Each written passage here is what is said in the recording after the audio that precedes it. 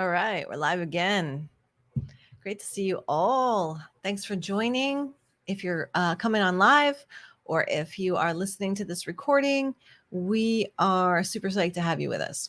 So, today we wanted to talk to you about self mastery, energetic self mastery, and specifically the power of forgiveness. Yeah.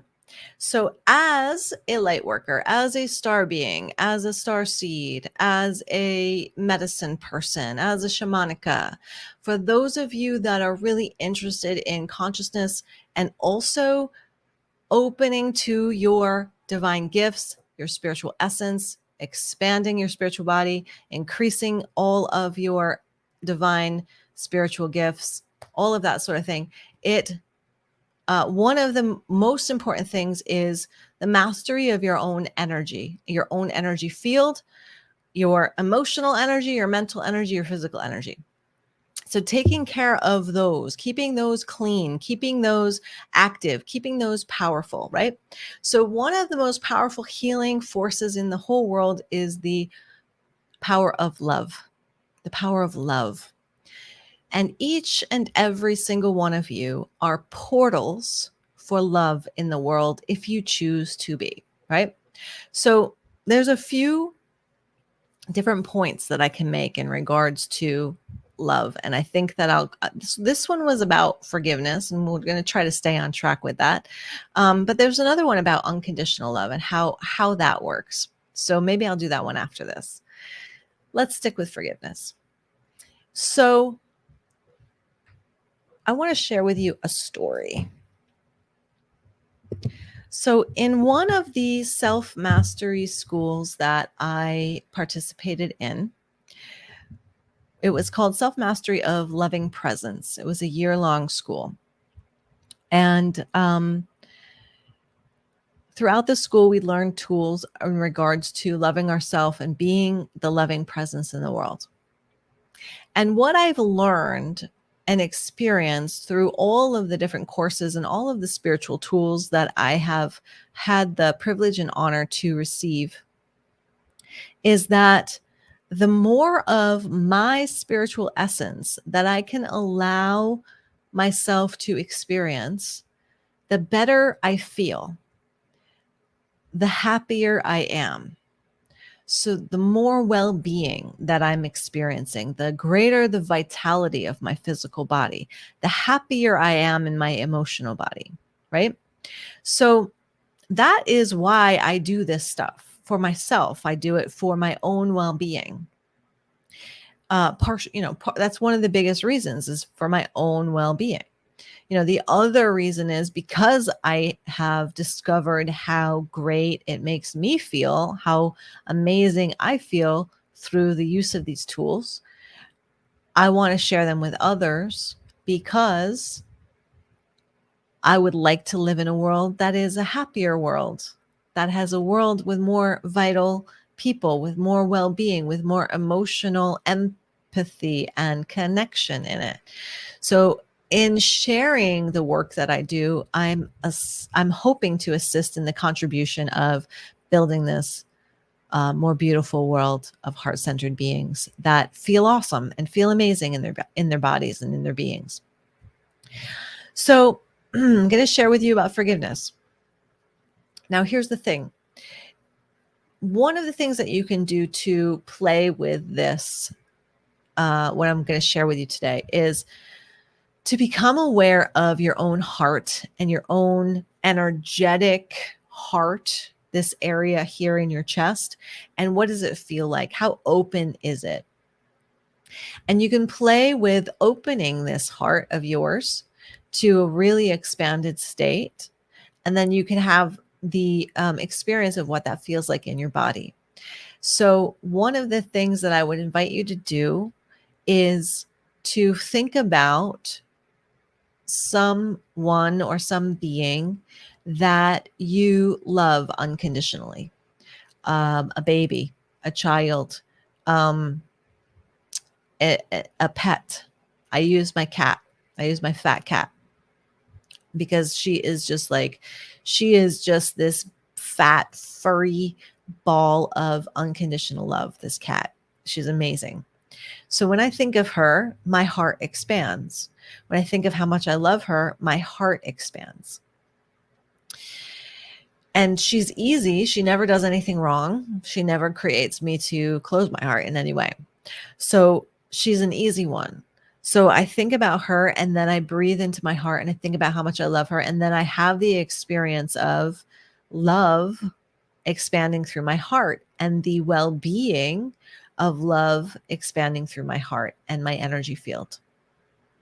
Now, the difference, the contrast of that is when someone or something in the external world hurts us in some way and causes us to contract our heart and close our heart in order to protect the heart from additional hurt. Yeah. And this is just something that we do naturally. We close the heart, protect the heart from additional hurt. Now, if it remains closed, what happens is the portal of love that we are cannot express through us.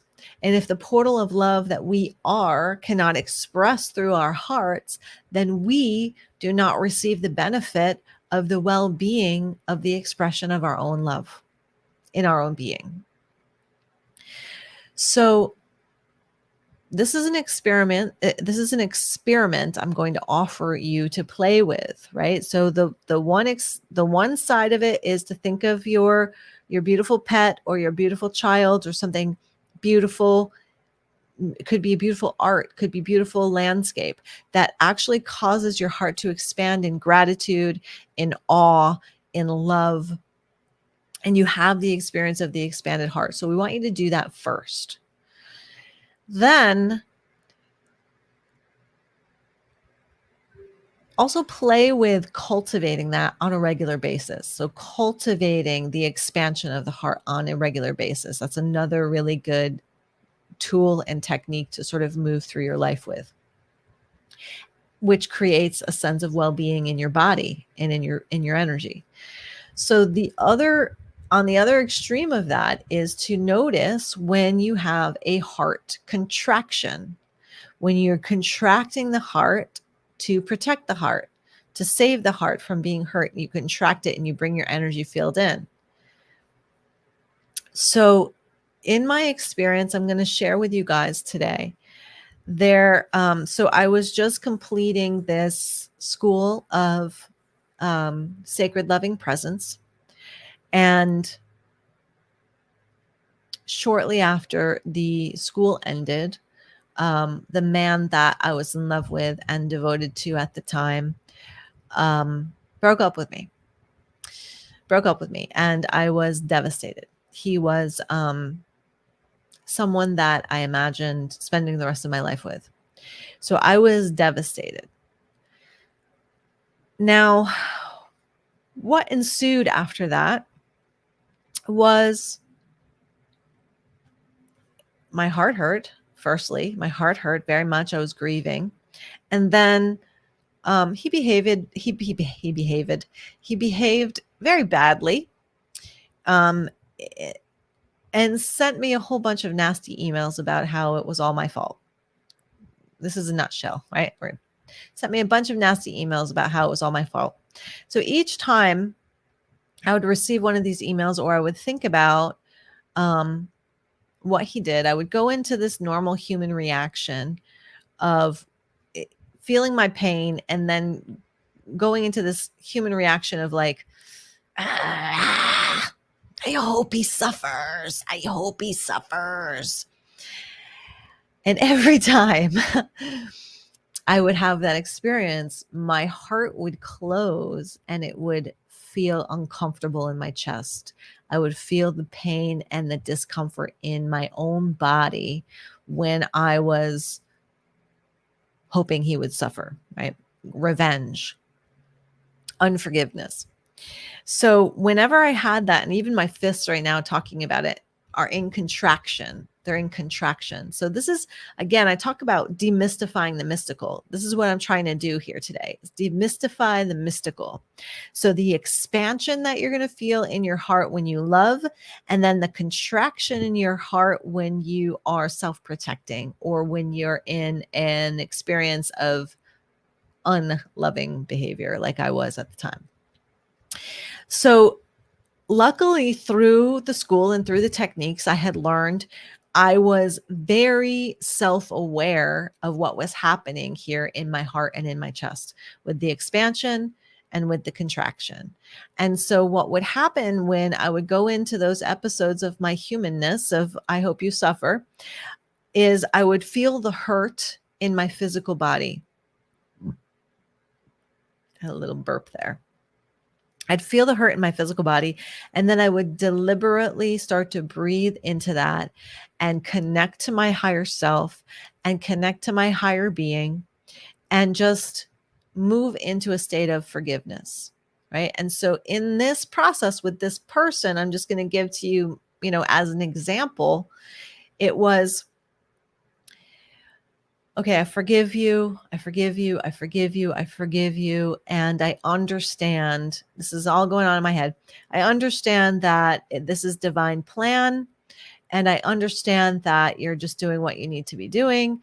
And I honor all of the love that I experienced in relationship with you. And even though that relationship is over, and even though you don't feel the same way anymore, I still honor the love that I experience, and I still cherish the love that I experienced in relationship with you. And I'm going to continue to keep my heart open and continue to allow myself to love you, even though you're behaving badly, and even though I don't want to hang out with you anymore. Okay, so forgiveness does not mean forgive and forget and hang out and all's well. Forgiveness is about opening your heart to give love again, to give love again. So we open the heart to allow our love to flow through our own being and enhance our own life and empower our own sense of strength and joy and radiance. Yeah. So the love that comes through us is for us. The love that comes through us, or the forgiveness that we offer up, is for us. And it's to allow the heart to open again and to expand again when we come into contraction around emotional issues that would cause us to withdraw, contract, isolate, and protect. Yeah. So that is something to sort of experiment with, bring your consciousness to. Where are the points? When do you feel the heart contraction? When do you feel the self-protection? And how can you open to allow your love to flow through you, even though it's not being received by someone else? And I guess we're just going to roll right into that topic. That's what they're saying. We're going to roll right into that. So that's part of it. So when we talked about unconditional love at the beginning and how it might be a different video, it's going to all be in one video, apparently.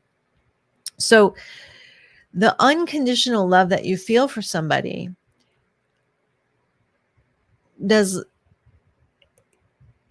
you can allow that to come through your being, even when it's unrequited, even when it's not received, even when it's not returned to you.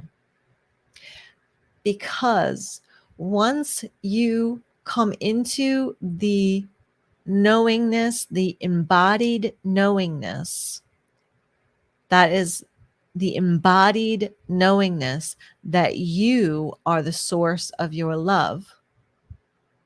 Here, the source of your love and the source of your good feelings come from inside of you. And you can allow your love to move through your own being and through your own fields, regardless of anyone else's behavior, receptivity, or returning. Because it's your love. It's your heart. It's your well-being that you're allowing to express through your presence. And so it doesn't, it's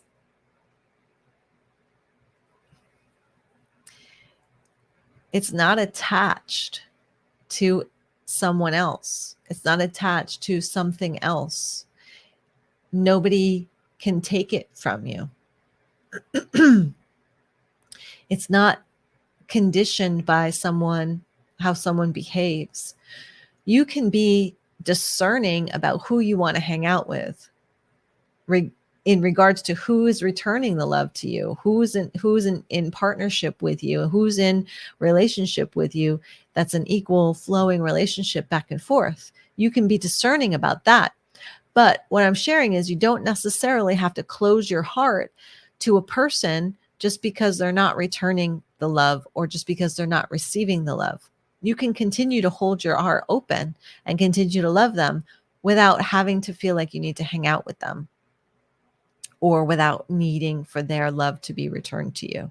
So that is also a practice, right? And so really the most important practice is finding out what triggers your heart to open and how you can rest your consciousness upon that so that you can experience the greater love through your being, right? And I use my cat to play with this. So one last thing that's coming forward. So I shared this forgiveness experience with a friend of mine, with someone that's very close to me, who was having issues with some family members. And she was expressing like, well, I feel like I have forgiven them already. I've forgiven them already. So why does this keep coming up? I've already forgiven them. So why does it keep coming up? And the answer that I could provide at the time, which I want to share with you also, is that it's not just one time that you have to forgive them. It's not just one time, it's every time.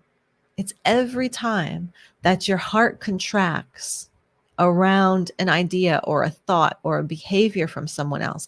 Every time that heart contracts, that is the call for you to practice reopening and allowing the forgiveness to flow through you. So it's not one and done, unfortunately. It's every time. It's a practice. And so you learn how to hold your heart open and you learn how to reopen it faster so that there's only a few moments of contraction or a slight contraction before you allow it to open again and before you can feel your own spirit coming through and your own well-being coming through the center of your heart, right? So this is yours. This is yours. The love that you feel is yours. The love that you allow yourself to experience is yours. And it has nothing to do with how anyone else behaves or returns or receives that love.